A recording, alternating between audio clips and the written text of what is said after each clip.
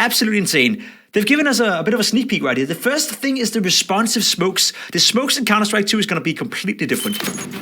In a Counter-Strike match, information can mean the difference between success or failure. As a result, smoke grenades have become a cornerstone of team tactics. With Counter-Strike 2's new game engine, we've evolved smokes and made them dynamic. Smoke grenades now create volumetric 3D objects that live in the world.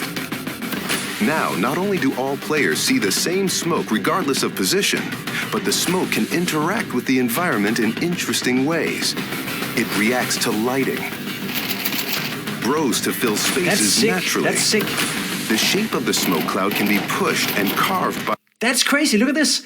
And it can be pushed and carved through the smoke. So if you're shooting through the smoke, you can basically create a gap that you can see your opponents through, not only by shooting, but also by your grenades. By bullets and grenades. Look at that. Smoke disappeared. Wow. That's a game changer. No more smoke wall on nuke. That's done and dusted. In Counter-Strike 2, smoke grenades provide Someone even more tactical Lucas. opportunities. They're just going to look and play better. Okay, that's the first video. That's the first part of it. So smoke and grenades are gonna be a massive game changer. Rest in peace one way, rest in peace the way smoke works. Savage, true. True, Kenneth. That's gonna be a game changer right there. Second one is the world. The maps in Counter-Strike. With over 20 years of history, maps are a fundamental pillar of Counter-Strike. And in Counter-Strike 2, maps are getting a new look. But don't worry, you can still bring along your countless hours honing strategies and exploiting every corner and crevice. We took 3 approaches to improving maps while retaining their rich legacy. First, there are touchstone maps. Classic maps with solid foundations that players can use to evaluate gameplay changes from CSGO to Counter-Strike 2. Yeah?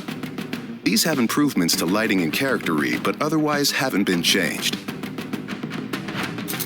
Next, we have upgrades.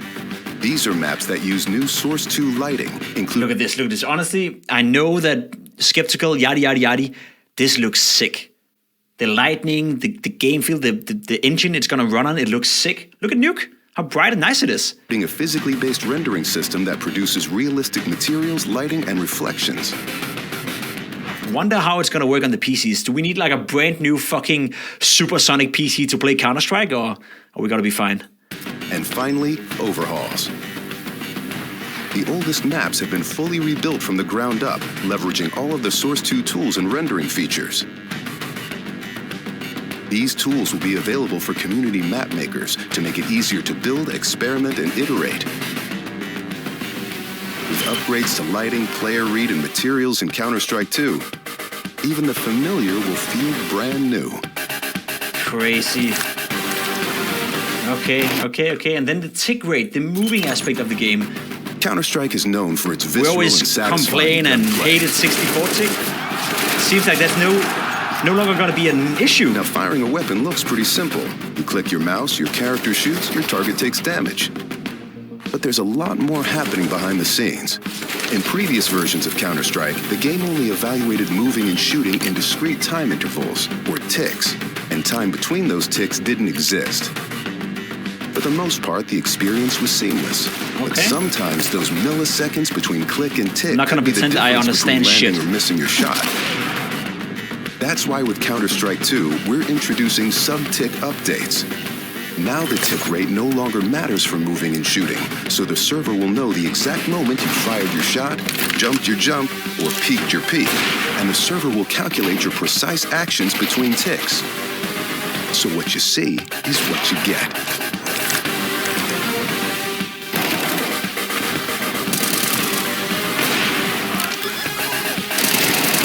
Crazy. Okay, crazy. So my initial thoughts is, honestly, honestly pretty goddamn sick. I'm not gonna lie. The smokes is gonna be a game changer. That's gonna change the fundamental of how not only pro Counter-Strike is being played, but also casual Counter-Strike. Teammates can shoot through the smoke to create gaps and curve the smoke. Grenades can be used to open up the smokes, etc., etc. No more smoke walls. No more, static gameplay where smoke is a smoke no matter what and you can't go through it. I think it's gonna open up the game, open up the map, and probably make it slightly, if not a lot, less CT-sided. I think the terrorists are gonna, or the T side, sorry, is gonna most likely benefit from that the most.